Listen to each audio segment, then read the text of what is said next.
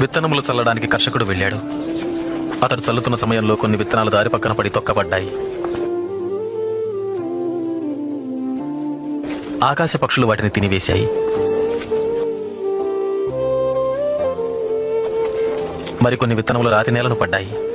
మొక్కలు మొలిచినను చెమ్మలేనందున ఆ విత్తనములు ఎండిపోయాయి. మరికొన్ని విత్తనములు ముళ్ల పొదలలో పడెను. ముళ్ల పొదలు వాటితో మొలిచినందున వాటిని అణచివేశాను. ఇంకొన్ని విత్తనములు మంచి నేలను పడినవి. ఆ విత్తనములు మొలిచి పెరిగి నూరంతలుగా ఫలించెను. విత్తనము దేవుని వాక్యం. త్రోవ ప్రక్కన పడిన విత్తనములు ఎవరనగా వారు వాక్యం వింటారు, కానీ అపవాది వచ్చి వారి హృదయంలో నుంచి సందేశాన్ని దొంగిలించుకుపోతాడు. వారి నమ్మి రక్షణ పొందకుండాట్లు చేస్తాడు. రాతి నేలను పడిన విత్తనములు ఎవరంటే వారు వింటారు, సందేశాన్ని అంగీకరిస్తారు కూడా, కానీ వీరు లేనందున కొంతకాలం మాత్రమే నమ్ముతారు. ముళ్ల పొదలలో పడిన విత్తనాలు ఎవరనగా వారు వింటారు, కానీ ఈ జీవన సంబంధమైన విచారముల చేతను ధనభోగముల చేతను అణచివేయబడి తద్వారా ఫలింపని వారు.